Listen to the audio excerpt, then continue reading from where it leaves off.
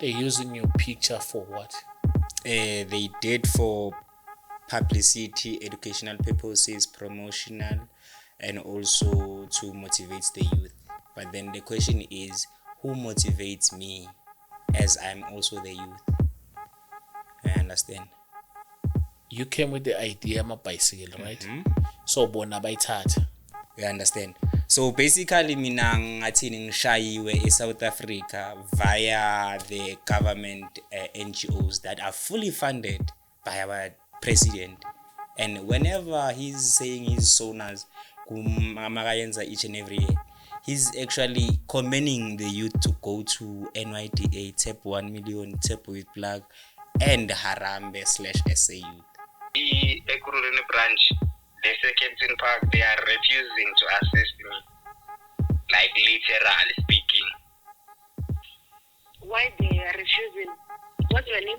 It's William Bene, my name. Oh, William. Okay, that's why they are refusing. Why they are refusing to assist me? What? They don't want. Why they don't want? Uzwile ke but bangitshela straight emehlweni wami, they don't want. This is National Youth Development Agency, NYDA. Please listen to Harambe. My name is Siyabonga. How can I assist you today? Hello, Siyabonga. How are you? I'm good, thanks. And yourself? Fixhaven connects you with trusted plumbers, electricians, cleaners, and more right when you need them. Simply download the app, find reliable professionals near you, and get the job done right at the first time. And if you are a skilled professional looking for work, download Fixhaven Pro on the app stores, use the code CHRIS26 for a discount, and start getting jobs today. Go to the description and find their link there or on our first comment. Welcome to the Dobe Show. Of course, Aku Biden, I'm Christmas. You already know I'm doing the best show, even James knows. Otherwise, on sound and camera, this thing is usual. I got my man James, and on my right, I got my man Kand. You see, I do one story at the time and one testimony at the time. If you're new to the channel, where have you been? Please subscribe, press the notification bell, as well as join the membership, and also watch the video until the end and don't skip the ads. James, we back from KZN. Are we on Gracewind Studio? It's been a long time. Yeah, we back home. Yeah. All the way from Emaphumulo. All the way from home. Yeah, all the way from Emaphumulo. Ayisifike kahle sambe kahle. Sibonge. Sibonga Umusa. umusa kaNkulunkulu amabradi fake silent iphone. Sure. Yeah, ifake nje ku silent khona sizo ingeze ukusiphazamisa ya. Ya walo ifaka ku silent ngabe introduce ukuthi ubhuti ubani uphumaphi futhi uze ngani namhlanje. Okay, igama William Bene. I'm from Bukamuso Bene Logistic, an NPC with a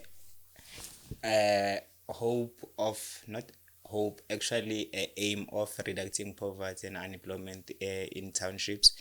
We're using bicycles to deliver to our clients, actually. Thank you so much to Fixhaven for sponsoring this episode. Thank you so much. Their link is on the description as well as on the first comment. Please go and download their link. If you are a plumber, you're looking for a job and like, hey, I can't get any job, just download their app and put the promo code CHRIS26. That's where they will give you jobs. And if like you need someone to help you about everything, just go to the app and download. They will help you, and just call them. They will send the professionals on the way. So yeah, just go to Fixhaven. Anything that involves into the sekaya in plumbing, sealing, everything, they got everything. Just call them. Just download the app Fixhaven. My brother, asibuye the foot. Sure, Putumta. Yeah. Uphuma kuyiphi nje company? Ibukamuso Bene Logistics. And NPC idila ngani kahle kahle? Basically kahle ngathi mina senzani saduma kahle nge-COVID-19 2020. We were delivering ama-quarters using ama-bicycle. So when times go by, masloke esihamba isikhathi, I saw an opportunity again because we would deliver maybe when la sikulethela within 10 minutes time interval. Then next week siza nge 3 minutes. So from that ngathatha i-attitude yokuthini singangena from ama competition we cycling. So it's only when sinesa answer ama competition for a 94.7 cycle challenge. Le yenzeka FNB Stadium usually, but then now it's happening at Khayalami. Yeah. Sure. Yini inkinga yakho oze ngayo namhlanje? Namhlanje wena bhuti umdala ngasho ukuthi ngizo expose iHarambe/SA Youth, Tepo 1 million, Tepo Youth Plug and Tepo it's Harambe, Tepo Youth Plug, NYDA and Tepo 1 million. So they actually use my picture without my permission, and also they are refusing to assist me whenever I seek for assistance as youth. Okay. They're using your picture for what? They did for publicity, educational purposes, promotional, and also to motivate the youth. But then the question is, who motivates me as I'm also the youth? I understand. You came with the idea of a bicycle, right? So bona bayithatha bayenza ngathi ngiyi-beneficiary yabo. And it's like different. Wena Chris usebenzisa isithombe sisona, ubhuti nayo usebenzisa isithombe. All these different companies, I have evidence ngakukhombisa bhuti. Sure. So there's this one, iqale company of which it's Tepo 1 million. It's Tepo 1 million. It's from 2014 to 20. So we come in. Sure. Yeah. From 2014 to 2021, I was a beneficiary of Tepo 1 million. Mind you, from 2014, I was doing my matric with Umtala, Epani Mfundo Secondary School. So I was a beneficiary while doing matric. Mind you, Tepo 1 million was not established by that time. Then Guba Tepo 1 million, and then Guba Tepo Youth Plug. Tepo Youth Plug nayo same thing. Yabona is same naso. Then kuba what you call it futhi isebenza different na NYDA isebenza different. You understand? So basically mina ngathini ngishayiwe eSouth Africa via the government NGOs that are fully funded by our president, and whenever he's saying his sonas kumakayenza each and every year, he's actually commending the youth to go to NYDA, Tepo 1 million, Tepo Youth Plug, and Harambe/SA Youth. You understand? So Ntobuza, my brother, how are you affiliated with Tepo 1 million now NYDA? Bakhe bakufunda before from the beginning. Yeah, from the uhlangana kanjani now? Okay, let's go back to 20. After I finished my matric, I took a gap year to work at the construction company, not construction company, but then those RDP, I will build RDP houses and all that. So from that, ngathatha gap year from my schooling. Then in 2015, it's only when ngaya kuphi esikoleni ngayo register for electrical engineering qualifications. So ngayenza after uqeda i-qualification yami ka N3, because eKurulana is college they offer from N1 to N3. And then from N3 na ngaya it was Harambe back in the days, not SA Youth. So I applied for Harambe. You would attend phase 1, phase 2, and then go by a preaching course. After a preaching course, you would get a placement by a kufaka emsebenzini. You understand? So I did mina phase 1 and phase 2 and the preaching course. And subsequently after that, I did not get any funding or placement.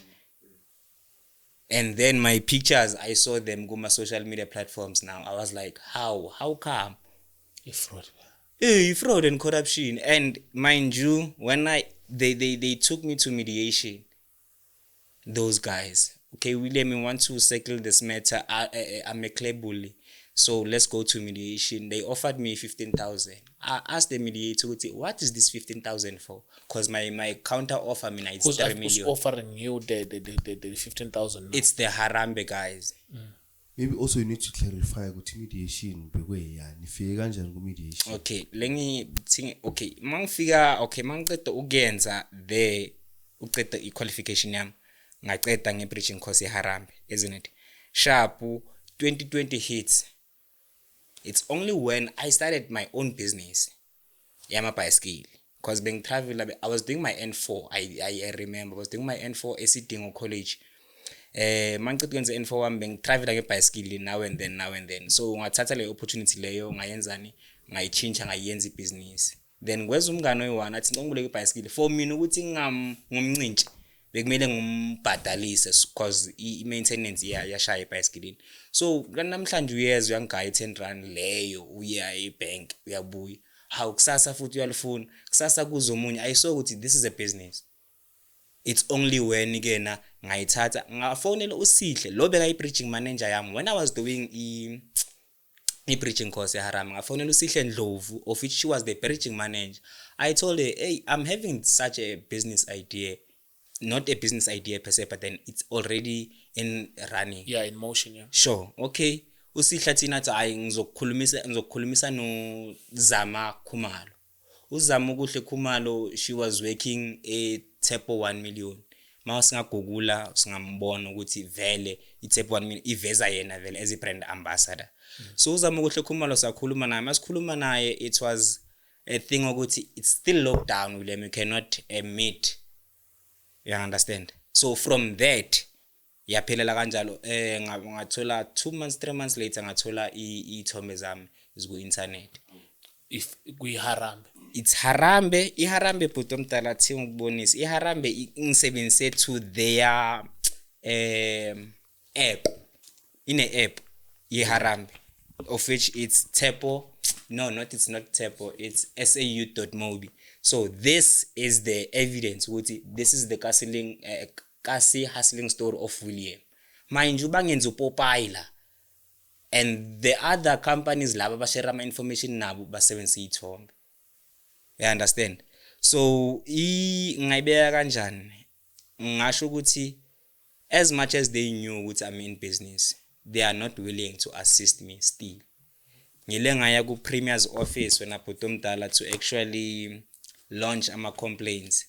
And Premier's office was giving me ama feedback or ama reference numbers. I want to just show the reference numbers. As I go Premier's office, before I go there, they said I've signed a waiver form eHarambe. And my name, if you can check, my name it says William Sonwabile Biene, and my name is as per my ID, it says William Biene. And then it goes again, it says I've signed on the 30th of April 2020, of which 30th of April 2020 it was a hard lockdown level 5. No one was able to move around unless we essential work. And then it goes again, there's no signature of Harambe, a representative, no witness whatsoever. And there's no place where it was signed. This document was signed at such a place. So it truly shows I was actually, this was forged and I'm neglected in a way. And the committee fraud. Because now I apply applied umsebenzi wase call center. Bangifonela bathi kumele ngoba i-caregiver ngathi yazi niyangisuke. Ngakazi ngitanga. Hey, we are apply There it was a Harambe Youth Employment Accelerator. They sharp la pieces green yonkinti right. It's only changed 2020. Sorry, ngancane. It's only changed 2020 when our president said asichinje my kube sau.mobi, data free whatsoever lento lezo. So from ukuyichinja kwabo kuba iSAYouth, iyenze ezinye wena bhuti man. Mind you, ama security companies laba baqashile lapha it's a foreign guy. Number 1. Mawungathi yo checker the call center guys laba ba yo bra. Only foreigners.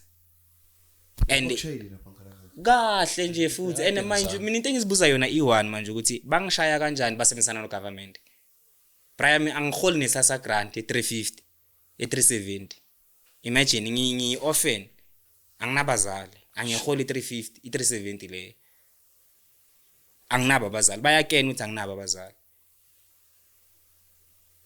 ngiyabatshela ngicela ispane yes ningisebenzisile then ispane sona le every time angitshela ukuthi imethi second yesterday I got a form kusendelile bhuti mntana ngizocheckela namanje I got a form from amaphoyisa ukuthi i-case it was dismissed and that serves a good chance for mina ukuthi in case it was dismissed a Premier's office we have ama reference number that we're bearing ukuthi angeke sikhona ukufakaza because it's in sub judice. Bese bethi youth ayifuna ukusebenza la eSouth Africa. Imagine bra. You know what I suspect? Khona imali ephumile under vele every campaign that you have there's money a budget. It's like a movie cast kanjena. Kune budget yaleyo cast ileyo ukuthi okay ama sobhadala ka sona so here they knew very well ukuthini lona umfana sekasi ngibuya ekasi eDavidson emaphupheni egqinini kweGauteng bhuti omdala so they ngayibeka kanjani bayile babheka ipolitically interference ayikho kangako so lona ngeke kakhulume niksi akanabazali uzofelela ama drugsini egcinini then thina sesiwinile case yethu. So njengoba uphosi bathi the case was dismissed by dismissal on what basis? On the basis ukuthi this is a copy of the waiver form angisho bathi ngisayinile. Uyagulana namaphoyisa into ngizwe bona bhuti omdala hayi bona amaphoyisa baba grand amaphoyisa bra njengoba ngikubuza ukuthi bathini there's this saying la eMzansi ukuthi you are innocent till proven guilty so yiyo lento leyo ukuthi okay sharp eHarambe bayile bayolanda le paper leli ele waiver form amaphoyisa wabuza wathi liphi original form ya this paper no one wants to answer so public prosecutor what dismiss the case cause as liko le original mabayenza i-signature comparison nePitori they need a copy an original and also my signatures straight mamela na into confused ubani ovula icase namaphoyisa yimi khumbula ngelenga yeHarambe after mediation yes ngiyobuza ukuthi 15,000 yani khumbula mediation ile yaphela then after nyaya mina ngiyobuza ukuthi mediation 15,000 yani mangifika eHarambe bathi ngiyabaharasa then bayenzani bafonela amaphoyisa amaphoyisa mawafika amaphoyisa athi hayi William ambuvula icase for these people. That's how the case was opened. So now I'm trying to understand. Okay, I get it. Ukuthi ivulwe kanjani case. iNPA might dismiss case. Ane? Yeah. They can see ukuthi abana le suspicion ukuthi these forms or layer of waiver form they don't even suspect fraud or whatever. They just dismiss just like that. They can't say ukuthi Harambe we need to further investigate because there's no original copy yale waiver form and like we suspect ubuqhophololo kwenzakala khona ubuqhophololo obukhona la so how can they dismiss a case nalo information leyo remember nyakuzona lebhuti omdala mara remember what I've told you ukuthi iHarambe no president so iphalaphala sesikhuluma ngephalaphala saka iphelelepi you understand so upresident neHarambe neNYDA so sibulawa ikhela deployment ona bhuti omdala they know very much ukuthi ngitshela ukuthi manje njengoba uthi ifike kuze bathi bafuna i-signature ngithi niyekela wonke lama factors lawa khona nibheke i-signature kuphela yinto enifunayo khani bathi sokubamba without a reasonable doubt yiyo lento le those other factors abazibheki so ngathi i-law yethu thina it only favors those who have money if you don't have money just forget because even those ones bebangitshela everything mangifuna ukuze represent bathi lethi lawyer izane lawyer lakho ngithi anginali lawyer ngizozikhulumela but then abafuni izikhulumela you understand it's only when mangiya ku Premier's office uthini asikwazi ukufakaza William because it's in the sub judice bengicela ukudlala ama voice note ukuzwisa ukuthi mangibafonela abathini nabhuti omdala sure kancane nje mangibonisa ukuthi the negligence ebakhona ngicela ukubuza nge-application yethusa nongifande ngiyenzile i-application number nayo Yeah, for that, just write this email down. Angikhona ungicheckela ngithusana ngifande because ngiphethe what you call application number. No, fanele uthi ucheck this person. That's why I'm giving you the email address. Mina ngicheck nani? I want to give you the email address of the person who deals with that. NYDA inklokile kuma emails wire. I can't send even NYDA any email address. Mm-hmm. It's for the person, not the the company. Okay, I'm listening to you. Yeah. It's Nombuso.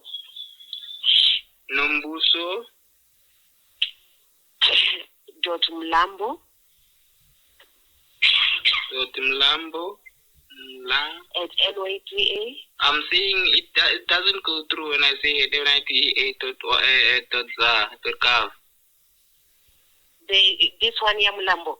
Yeah, when it says at NYDA.gov, again, Unplokile NYDA. Okay, you can call her on 087.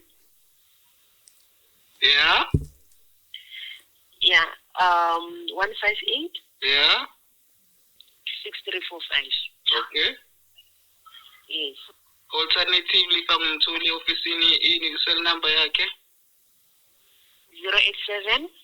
We don't have a cell number. 087. Okay. 158. Okay. 5738. Okay. Thank you. You're welcome. It's not all. Kona manya ma application ngwayenzile. Can I query about them since you're here? Okay. I'm application ani. I'm application are quite a few. EPMT. And also, let me check here on my profile. Kancane ukuthi ngimambele kancane nje ne. Okay. Kancane nje. Profile. Yeah, ngiyele ngayenza i-Thusano Fund of which thina mele ngenzele ngifonele Nombuso.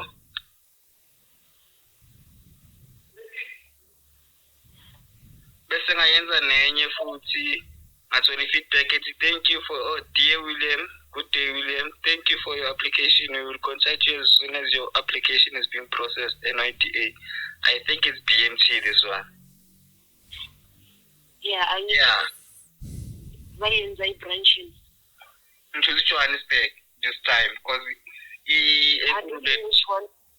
I don't know which one. I'm telling you, man, we can choose Johannesburg this time because what you call Ekurhuleni branch, the Kensington Park, they are refusing to assist me, like literally speaking.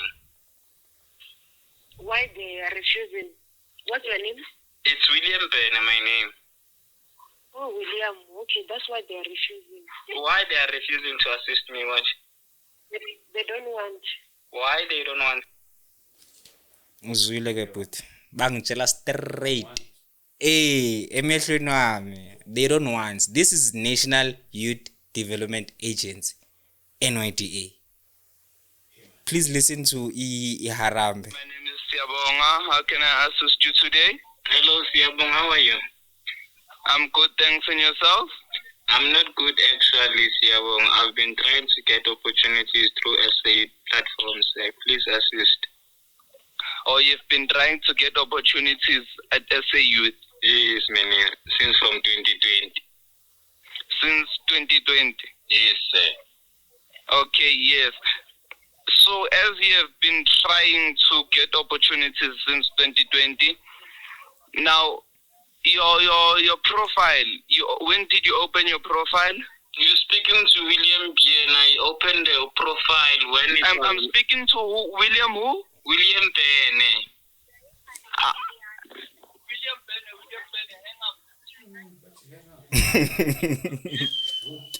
Easy. Okay, please give me a second. Sure. Don't be fooled. Can I please put you on hold for 60 seconds? Okay. Yeah. Njalo. Ngitshayile. Yeah. Yeah. Yeah. Ngitshele bhuti omntana. And in fact, it's very like, and there's what some to foreigner. Lona ne. Lokhulumayo Ngitshelile ngisho earlier. Sihle Ndlovu, the one I'm telling you. I'm telling Sihle Ndlovu. She's a foreigner ilaba abondlovu laba bangala abano undlovu asundlovu lo ka L lo ya lo no H akusundlovu akusuka. Basically Putwami, they knew me 2020 ukuthi we're using his pictures, and then now when I come to lie to ukuthi can I get assistance for from whatever that you did can I get angisebenzi bra Fethi ubungakhona ukufake kwi call center like call center ngiyayibona bra ne electrical engineering ne building lapha ya nama partners yazi Harami nama partners ayingaki ngiyawazi. Last I got an interview an opportunity via Tiger Brands Princess nga attend the interview yakhona telephonically bangifonela bathi angikho successful ngabuza kahle ibuye Harambe interview yakhona ngabuza kahle ngathi yini into emele ngi-improve from whatever that I need to improve from. Guess what they said to me? Nothing, William. Just keep on applying. Nothing that I need to improve mina empilweni yami. I just need to keep on applying. Nya apply via NYDA, nya apply via Harambe /SA Youth. Nothing is happening. Nya ema office nabo nyo inquire guys how nyaxoshwa literally. So unayo le clip labaxoshwa khona ngana. Yeah, ikhona yona but no uzo le video ngithi. Yeah. Sicela usendele na. Sure. Mina ufuna ukubuza la William ukuthi they've used your back exploitile kahle. Basically used your images, promoter my story as well. Ama organization wabo. Ane so wena kahle uthi mawuya kubo uthi guys ningitheshisile ningisebenzisile at least give me something. Ngiqasheni or ngitholele umsebenzi. So you are not willing to do that. Ngithi mina ningisebenzisile ngibhataleni for lokungisebenzisa kwenu. Then le opportunities we job nama funding, it's their mandate. Exactly. It's their vision and mission. They should do that to the youth. Yeah, it's not necessarily they should cater for William as special case. No, it's your mandate. Yinto ivukele kuseni le. Then le ukuthi ngisebenzisile, I did not ask for ukuthi bangisebenzise for these guys. And mind you bangisebenzisile okay, Chris put uyi Harambe wena ne ubhuti uyi NYDA uthatha into zami wena uzisa ku NYDA NYDA isupport abantu be business. Why NYDA engangifona ukuthi lo muntu we business lo asikamsupport asimfonele nesumsupporteni and manje uma uChris makazokunikeza information yami mele wena ungifonele ukuthi vele uChris uqinisile makathi una 30 verify Harambe mina bathi ngina 35 ngakudlalela ivoice note yakho bathi ngina 35 bayangitshela utawuna 35 wena ayidla sure bathi ngina 35 straight skip ama 5 no yazi ngathini yabona lento kaMadlanga futhi iyenze grand wena bhuti man kodwa mfethu yabona ukuthi izinto ze government zingcode kanjani. If you are not politically affiliated khohlwa Chris Ne if you are not politically affiliated ubona nathi nasithola ukuthi siyayiphandela la Chris wena Chris give manje uthi Chris bebenza Chris ngicela ukubuza kaso wena i sports and arts and culture this nothing bra why kanjani but ingane zosibanibani zingasponsora ngabe studio sikwenye level Sponsor amafenza kuma World Cup. 700 kabanga bra 7 for how many years for how many years senza lento le kunabantu who abayenza izinto under sports arts and culture ngilapho guess what sports and arts and culture mina kufundwa umuntu ona 60 bhuti omntana sports and arts and culture kena sini kimi sithi asina budget mangicela funding mind you mina nguma bicycle ilontoza i target yami ithi hamba ku sports and arts and culture leyo letter leyo beyibuya ku premier's office ukuthi hayi supportani uWilliam but hayi asina budget ubani uWilliam uzositshelana ingane kaba yabo nje mabranda kwathina sidonsa kanzima obaba bethu babe futhi kumele ba yazi kusuke ngikhale mangikhuluma ngalento yini bekayikomanisa cha bengelutho phela sesivela lokho ubaba wayakha izindlu ngicabanga nje ukukhuluma uWilliam la Sure. wona manje ulibuthi you are not politically affiliated yabo le mbasho igqokiwe ngabela bacaba umuntu ubuye bheka futhi omdala azenye into emele sibheke ukuthini ne njoba ngishaye so hayi ukuthi besikhula sishaya ikhama flash besingayizi bengana stigma just bayithathile labayana nalabayana sebabona ngathi manje nawe so la angikho next yeah ukuthi ngizwe uyi youth ase South Africa I'm not politically affiliated umsebenzi ayutholi ngoba funding and yasetshenziswa ya exploitwa ama picture akabekwa noma kuphi story sakho sisakazwe everywhere bathola ama sponsor bayidle negligence sizosho nje lokho negligence kahle ngifuna le video lena njengoba asho bhuti ukuthi ngiyidlale le basho ukuthi hayi ndoda wena 35 ayikho indaba yakho babuka ngamehlo hayi lapho kuthi ayilokho kuna 40 yazi ngayibeka kanjani na bhuti ne abafuni 35 bafuna ukuthi akasasport angithi lento eliwayo ukuthi ayithi lento eliwayo ukuthi umuntu ona 35 usuke abanye bakhani bakuthi impilo yabe bekhani bezama nayi futhi umntana I was not assisted with it. When I go to Kempton Park, I must go to the head office. When I go to the head office, I must go to Kempton Park. Okay, you have to apply on our website. Please go to the NYDA website and apply there. I did apply. As I'm saying, I got a message from the manager of NYDA via Kempton Park branch. But then ever since I've applied for that BMT program, even to today, I'm never a call. When I go to, they tell me there's no trainer whatsoever. And it's been months, years now. You have to wait for them because unfortunately the trainings are conducted at the branch and they have the training dates. So you have to wait for them. So it's been how many years now since I've been waiting them? Plus, my Pope X was violated by Harambe Step 1 Milo Step with flag and NYDA without my permission, and I'm left without employment or funding. Okay, so did you try to open a case regarding that? Yes, I did, ma'am. And alright, yeah, I think you should wait for that.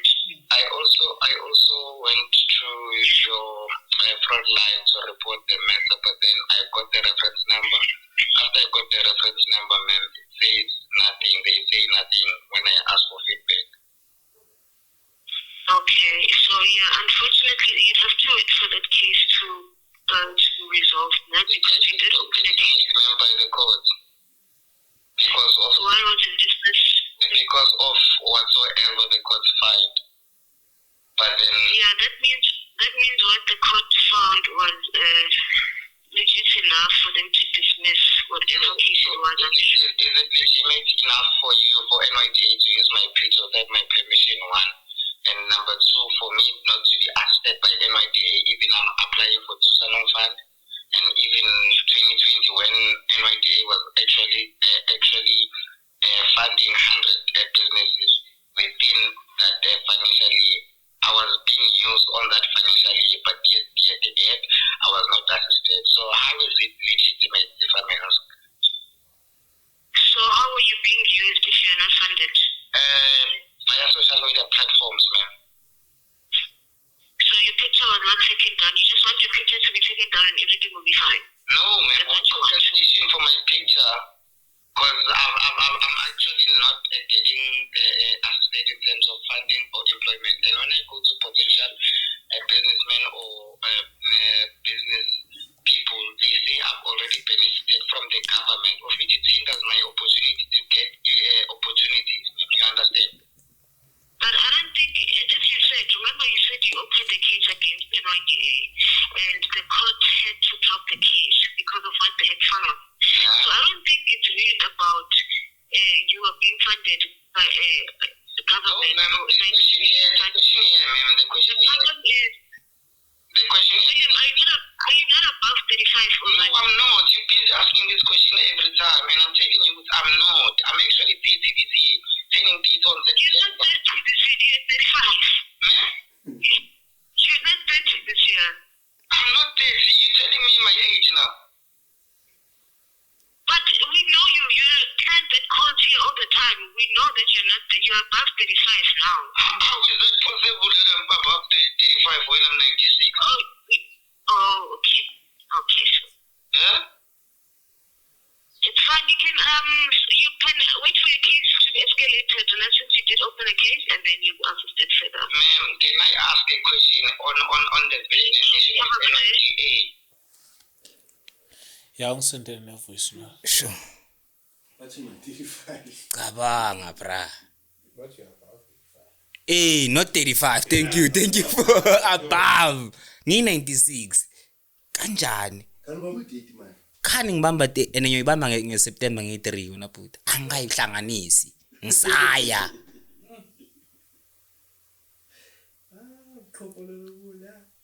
Hey, kodwa bafethu but bafethu into yazi ebhlungu. Like serious as you phela lento lesisi ithathele phezulu. Lento le government really messed up. But I think mina what cuz cacile manje ukuthi obvious ngeke basafuna ukukusiza. Kanjani because if vision and mission yakho isho kanjalo. Ba correct.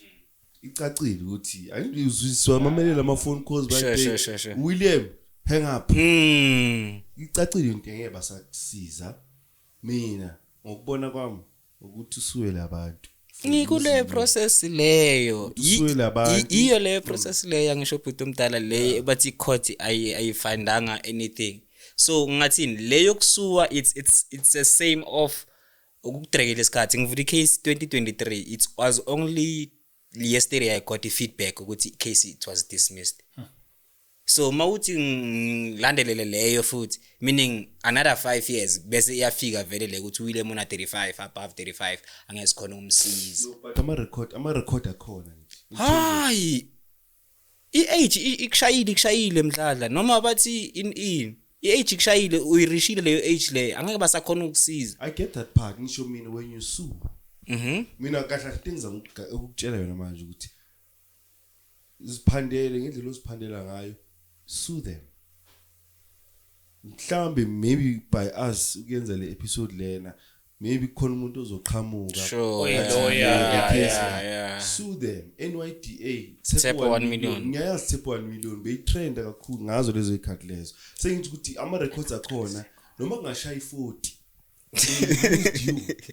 Ecala liboli ne. Ecala liboli.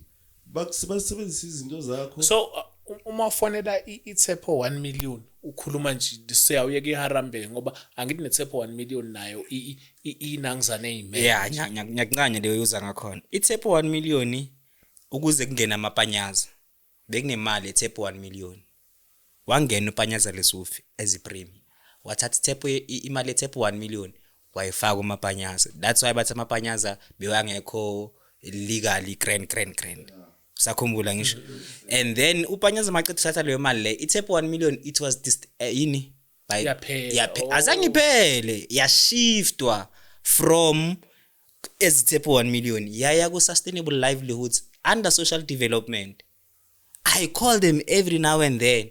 They are sending me from pillar to post via emails. iTsepo 1 million iku social development manje. iTsepo youth plug iku Department of Education manje. Njoba sikhuluma. So all these NGOs they are still operating and running. So ngobheka ukuthi badle imali inqwaba le mali yakhe abayidlile. I could tell you Butomdalo ukuthi bayidlile yona iningi angifuna ukutshela manga because iTsepo 1 million ngayibeka kanjani ba setene time interval uthi wena ungasebenzisa 2020 nazo sebenzisa 2021 loyana uzosebenzisa 2023 loyana kanjalo ukuthi asikayini isikhathi kahle. Ngapha you mentioned earlier ukuthi they claimed ukuthi you were funded by them since 2014. Ngifuna ukuya lapho na Butomdalo.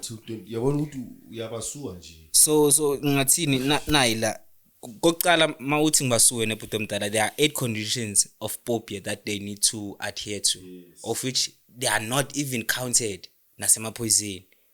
Ukuthi kune 8 conditions, kune cyber crimes that was committed. Ayibalwa lento le, amaphoyisa lawo ayibali lento le. Then bona bathi sicale ngeTepo 1 million. iTepo 1 million okay, iTepo Youth Plug le. iTepo Youth Plug ngisebenzise 2020 June ane nge9.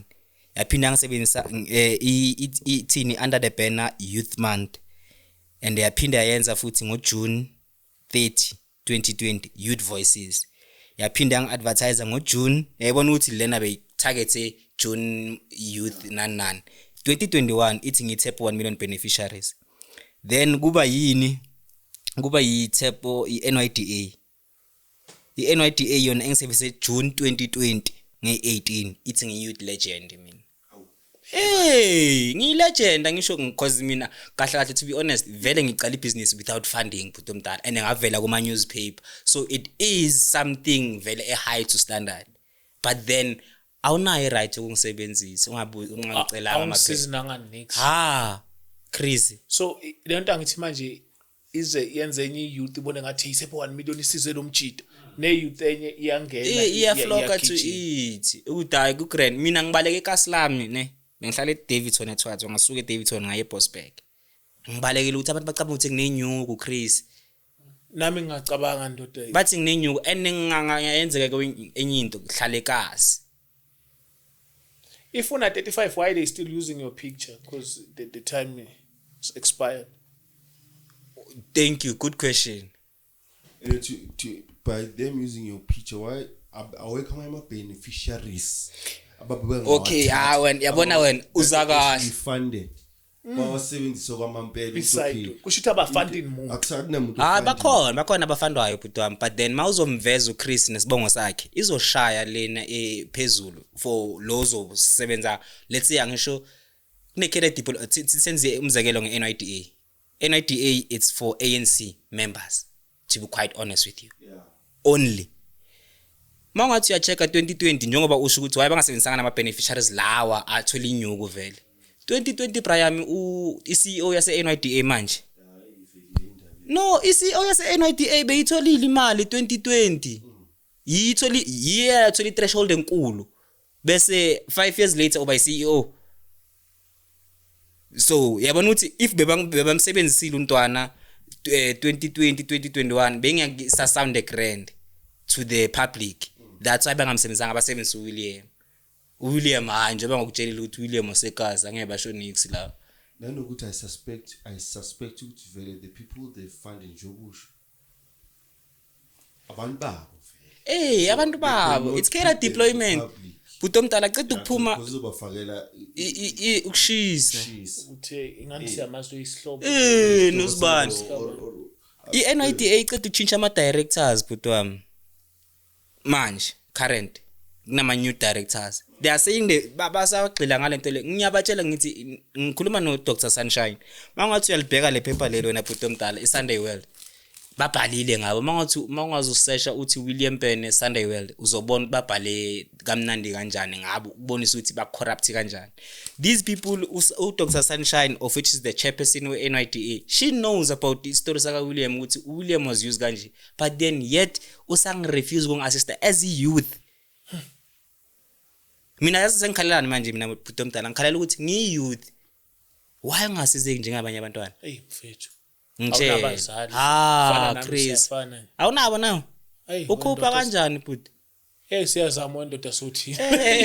Akhumanye siyaba. Hayi bhuti akukho mnana ngifuna ukutshela manje. Akukho mnana ngani manje ucabanga ukuthi umfana kanabo nabazali. Mina into engizibuza yona ukuthi uNdo ungiletheleni la emhlabeni iOvlam. Into engizibuza yona le ukuthi why? Because after kushona lona bra mengiphila njengo cheese. After kushona lona yathi impilo. Ceda kalandela itime. Then kuba ilento le. Yizo lezo. Ngibuya ku construction. Ayude kumnani during holidays mina bengisebenza construction ngudaka boy. Intanga zami zi have fun and everything. Mina I thought I was sacrificing education yami ukuthi hayi mangatholi education ngithole matric ngimnandi. But then after matric ngiyayithola futhi qualification leyo mina bengifuna N2 mangingene college Brian ukuthi ngithole apprentice then after apprentice ngiqedile ngimnandi but then bheka kenzakalani ngivula bathi vula business as a South African if akunamsebenzi uyayivula leyo business leyo no funding mind you there's no funding yet bayakusebenzisa yabona nje amba namanga bathi bra yabona nje mfethu lento leya lokho ukuthi umuntu bethi umuntu ona 35 akasakumelanga aspan but bona bana 60 baspan eParliament iyo nje enye into eobvious okumele uyibuze ukuthi like izinto ze South Africa zenze sense una 78 useseParliament uyaspana wena but abantu abana 35 abancane kunawo uthi bengaspan what exactly are you trying to do laba bantu mfethu ama drugs bayeka ngeboma afloke in South Africa yeah, these people hate the youth they want these people who are in Parliament bro they hate us bro with passion. So if they hate us that much, why uzakithi food whenever we're creating our own economy? Because this was my own economy, Prime. There was nothing as of such. Mina, I suspect with bank 7 because of ayikho into eyenzeka intention. It's bengana content angazi understand Chris. Awuna into ongayisho. And now uyabona na uboy uyaphapha uyaphezulu. How can you maneuver such? So ngayibeka kanjani icorruption angeke iphele la eMzansi. Angeke umntanakho usazo experience corruption la eMzansi. If asiphathi akasiphathi. Sizoba yi2. Shuteni ya ona William uyafana no Ramaphosa mekenza sona. Ngiliphe igama bakhuluma. Ile out ice cream. Yeah, ngutintswalo mina. Yeah, ngutintswalo vele. Tintswalo wethu. Ngutintswalo for sure. Le ice cream whether ithole something la mjitelo. I don't know but hey. Bram okay. Ngizwe. Ukhulunywa la president. Ukhulunywa la president Brian. Ukhulunywa la president akuzi ne small business and enterprise izothi ba yonke. Angiboni ngathi ice cream akasayidayisi. Bathi lo muntu wavula ibhizinisi ice cream yemali 350. That's a myth. That's a myth. Yeah, le 350 ne bekuthini bheka lo uyenza ne 350 yakhe ungayenza something better with yours. Mina angiyitholi since 2020 angiyitholi 350 or 370. Ngathi bawungena abazali wethu nama ngaze ngiyitholi bawungena abazali ngathi leyo manje ayivali and uhlupheke akashela mfana bafuna uhlupheke the reason yakho Chris ukayitholweni ayikho nje awaze bangikhasha bakazi bengazi senyasho via the status sabo lesi it pending it pending wesithi ngathi babona ukuthi vele ngifuna ukuvula i-podcast. So mina ngathi ngasho ukuthi ba right bangasigaya because mangayitholi awubi nokuchileka wenza by all means necessary ukuthi ulala udlile egcine. Mina bengithi 350 yabona ama brother ayinikwa abantu aba active not someone umuntu i350 mfethu enuzubona system yala eMzansi ingcole kanjani i350 thola labantu abangayidingi lokho yabona abantu ababhema ama drugs yabama yibo uma mina bengibacheckela mina babe register yimaker weGhana befike ngibenzele ngiba-applyele mayithi uzocheck ipass yami yodwa ithi pending laba ilaba le youth ayibona ukuthi lo mayithola le mali ngiyacabanga ishisivuza yonke yayoyivuthuza yonke abuye sengasenamali. No mina ngayibeka kanjani ukuhlupheka kwethu baya benefita ngako. Yeah khona khona labakudayisa khona ukuthi no bakudayisa eAmerica iagoa nani liberate to create a society that will depend on government. Thank you sir. And they hate us ngoba sizabela kanje ebazonda kabi mfethu abafuni why wena bakuzonda kabi yabona nje mina ku department izinto eka government ngiyisaba mina angifuni ukutshela manga ngisonda awukayi next angazi futhi ngithole lutho ngiyabasaba ngiyabahlonipha yona tifana NYDA futhi kudala bokumsobo msobo dala baba sihambele leko early mid 2000 if you are a cater if boy cater lapho if boy lontozi comrades bozoyithola ifunding. I took you a short story 1 second yona into bucater mina nama I started my own business ngangena lento ngenze mechanical engineering sure angena construction ngaregister company ngathola ama-job nyana nga-approach abantu be-ANC yabana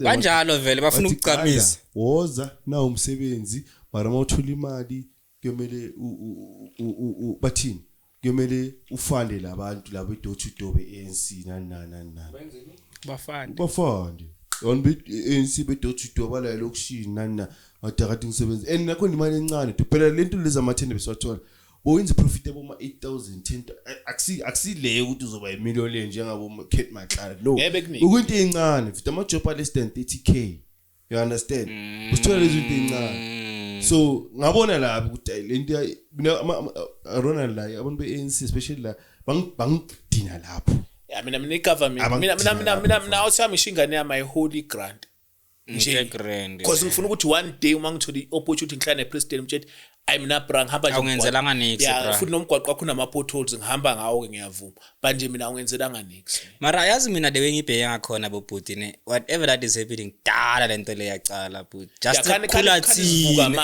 hayi khula thina khani uyibona ukuthi yo bekuyisona ngathi makhula abazali bami obekusona kathi khulu uzibani mara dala le way leni so because mfethu ubona even izinto eka government like most yazo mfethu hayi bonke ama department but most yabo abantu bane entitlement yokuthi sibenzela government ngeke ngiqoshwe kalula angeke vele umuntu mayocela usizo kuye kube ngathi kumele umncenge akhohle ukuthi yena usesipanini uye police station kumele amaphoyisa wancenge police station ngathi akekho emsebenzini kumele umncenge lo muntu loyo police station uya esibhedlela ineso ngathi ucela mahala ukuthi nganje lenza mahala lento likwenzela ifavor and as hospital if you come to think of it maba ufuna lo msebenzi bra yaba ke kanjani uza kutshela ukwazi nokwenza iti engabuzini athi ukwazi nokwenza iti umnike umsebenzi avela khuluphala umuntu akhohle umsebenzi mara mina the way ngibheka ngakhona again futhi I government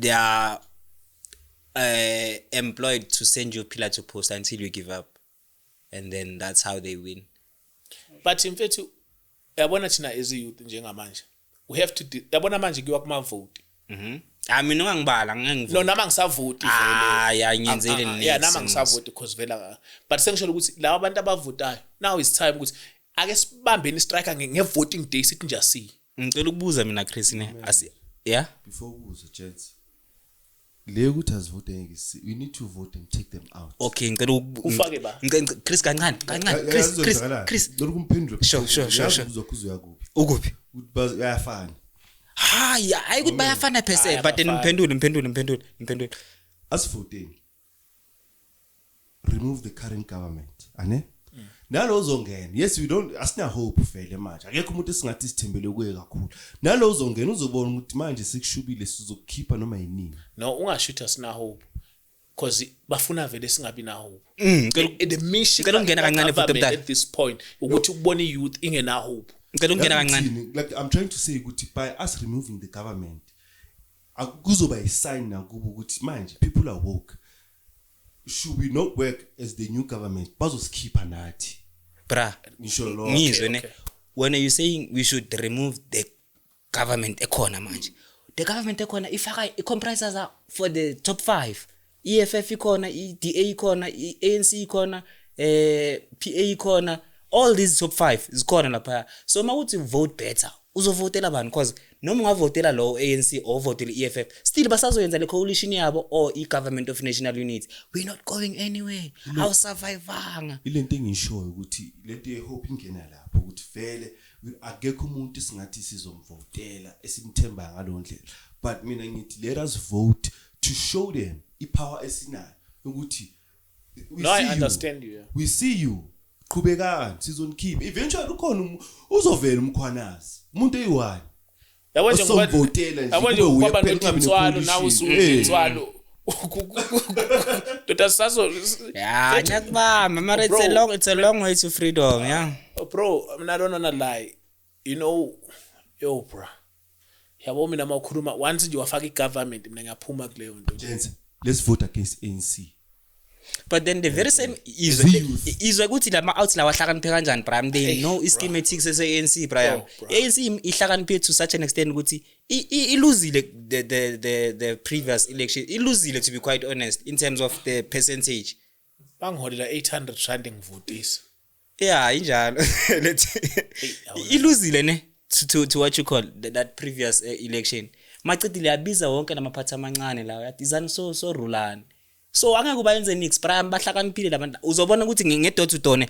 uthi khona abantu basazoyenza idot to done ba proud ngalento le khona umuntu mfethu osagqoka iskipa se mamela yabona lenkulumo yakho that is exactly what they want bafuna leyo nkulumo ukuthi sicabange lokho mina ngithi we have the power to change that it might take us 10 years or whatever but as a youth yamanje woke we need to vote and take them out and kuza ama elections manje ngithi ayiqale manje makuza ama national elections they must know ukuthi manje kushubile you understand mfethu dokudebetha kancane ANC yaphet EFF yaphet iD yaphet ane we have Action SA we've seen usislo se Pretoria umnando Herman Mashaba the time I mayor la eJozi under DA he tried to work you guess as pick it up sesekhona namanje ntwana uyi but there is hope not as a youth manje we need to sit down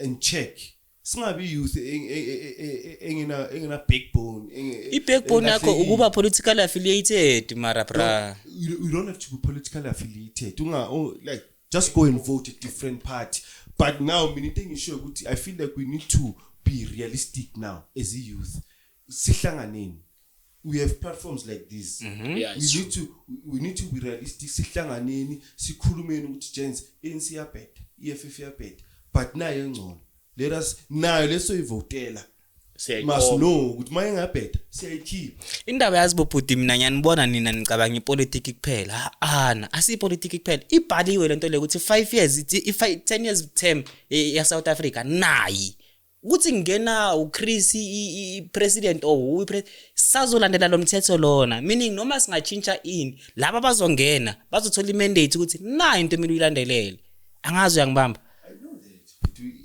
le no but manje thina nathi it's up to us not so now Brian so like what do you think should asekele nikela deployment what should happen what should we do mina the way ngibheka khona we have the likes of the top 5 after political parties angisho asikeleni ukuthi iANC isichuzele president thina self asisichuzele ipresident ku ANC basigaya ama candidates same njengaba bayenza ku federal le DA abakasekela ukusichuzela ifederal leader yabo abasigaya ama candidates thina sisichuzele angazi understand check mawuthi ngiyenze kanjani ngizwe phuthe mdala iAction SA isebenzithwane to be quite honest kahle so meaning mawusethwane kan mele uvotele iAction SA mara mawuse KZN mele uvotele umkhonto uyayibona ukuthi EFF mawuse Limpopo uyazi mele azuzubona ukuthi so i-tribalist the way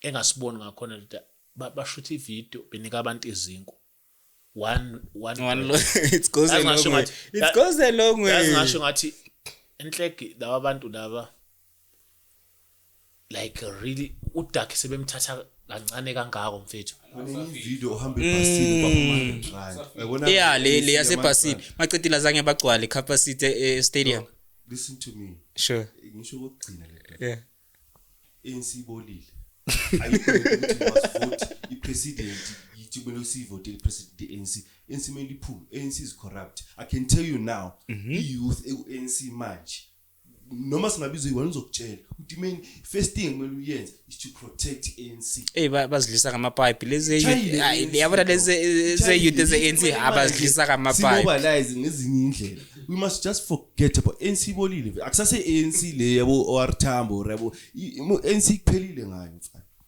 mawusho kanjalo ngibona into nakathamba no mfethu asiqhubeka ke bafethu sorana ke sibele odabeni kama brother divert ngiyazi ukuthi this topic ithinta izinto sensitive but asibele odabeni lakho my brother olubhlungu kakhulu and siyafisa ukuthi abantu ababhekile emakhaya bakusize Sure, bro. Usizakale because aim ukuthi singeze la sifike sikhulume bese uyahamba, but the aim ya the episode ukuthi at least thola usizo mfethu. Udinga noma isipani, unebusiness, umuntu futhi ozokusiza ukuthi ilawyer obona ukuthi engathatha icase yakho ayisephambili. Siyacela lapha emakhaya siyayithoba kuwo wonke umuntu obheke le episode njengamanje. Ama details wama lapha kwi description. Engangifonela simxhumanise nawe akusize mfethu because ibhlungu lento le obhekene nawo njengamanje. Ngiyabonga bhuti man for i-platform ekananje man, and to be quite honest njengoba uthi ibhlungu angazi ukuthi ngisurvive kanjani, uThixo nje kuphela bra angisekile, but then on a day to day basis I don't want to lie Chris, akukho mande bra, akukho mande nix. Njengoba ngizibuza ukuthi mina ngine right ukubuza umzali wami ukuthi ungiletheleni lana manje akekho bra. So mawuya kulabantu laba iphila to post yabo ibhlungu to such an extent ukuthi umuntu oba wrong mawucela feedback such ukuthi asifuni ukusiza William, asifuni una 35 una above 35 wena uyithatha uyisa to the relevant people uzoyithatha I escalate until ingasayenzwa next message yakho. Iziphi William izinto njengamanje ungakhulumi nami because mina nami siyafana sinabazali soyithundo dakuyabheda. Umuntu obheke le video ubheke nayo icamera ukhulume nayo ukuthi iluphi kahle usizo olicelayo kakhulu kule nkinga obhekene nayo. Mina usizo ngolicelayo umsebenzi we-electrical engineering and then i-funding eye-business cause ngicabanga icebo elihle kanjani na Chris elokuye le logistic ukusebenzisa logistic via ama-taxi in terms of ama-parcels. Let's say manje sila eDobsonville siyazi ukuthi khona ama-taxi ayi-20 asuka aye eJozi and khona abantu abaseJozi abayelanga into eyiningi uyela ukuyothenga amanzi ayi-20. So uma singathatha leyo concept leyo ukuthi si deliver with i-taxi singaba mnandi ngenye indlela Chris, cheap with ama-buses futhi ama-buses anamakhago la phansi siyakwazi ubika mano mina ngilo ozohlala phansi kucala in terms of ngingale uyangisendela wena information ukuthi William ngiseJozi ngicela uthathe le parcel yami iye eDobsonville section eMashaba. Uyangithola masifika kuleyo section leyo i-taxi kuno queue marshal kule taxi rank la uyami queue marshal kune parcel eliso lo ozayo ozoyicollector sesimsendelile i-reference number or isithombe salento leyo ukuthi hayi 90 so iparcel lakho then senza imali and iba mnandi ngani le e-delivery yama-taxi iba same day delivery. If you can check lama e-hailing some logistics athatha 3 days 4 days abo PEP kanjena athatha 4 days 5 days but lena is same day delivery. So ama-investors ngawacela ku venture to the business le then le ama-bicycle nayo we need i-funding for 94.7 yenzeke ekhaya lami race center. Sure. No my brother siyabonga kakhulu ndoda sikufisela konke okuhle and udaba lakho lisithinta sonke eziyouth. Yabo nje ngoba kwenzeka ku awukho i1 thina sesithuke uyabona umuntu obhekile uvela phelelwe ithemba iyouth ebhekile lapha ekhaya ebheka le episode ivela iphelelwe ithemba kuclara atha Makhalo William kanje kusetshenziswa stop ugovernment government isebenzise isithombe sakhe ithi ngamkhokheli ngamnike imisebenzi wonke umuntu akwazi kuma call center thay William hang up umuntu abe nesibindi evuka ethi yo saver inangizana isizwe mara mayifike officeini kunabantu athi abadrojo but usuke ekhaya adlile wathi hayi ngiyaseva eSouth Africa na South Africa mara kunabantu is the worst is worse because bra uphuma na kwi informal settlement. Say it loudly. Informal settlement, Brian. Mind you, to the community that I come from, there was a development that was happening against. We see a low cala case as an anchor savings. Wangtumela cancel wangtumela to see low until bang jele kasutaba dlala ngayegela. Now there's currently a Twatwa crossing. Eyakwayo. Usielo ngumsendele everything. Still usangisa from pillar to post.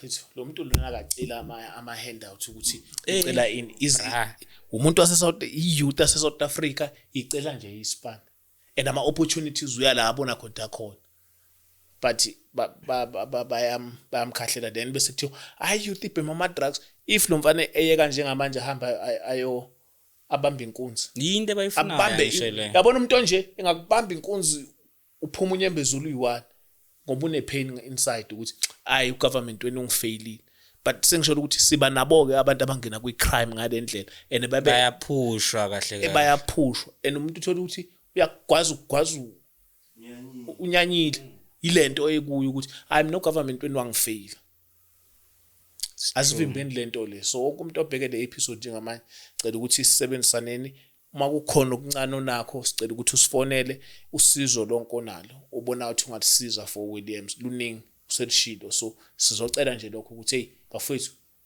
not yonke youth ilele iyavilapha isema drugsini nangu William ugovernment umsebenzi ama NGOs ka government amsebenzisile amshiya kanjalo afuna ngisho ukunika bro it's sad yeah James we out man.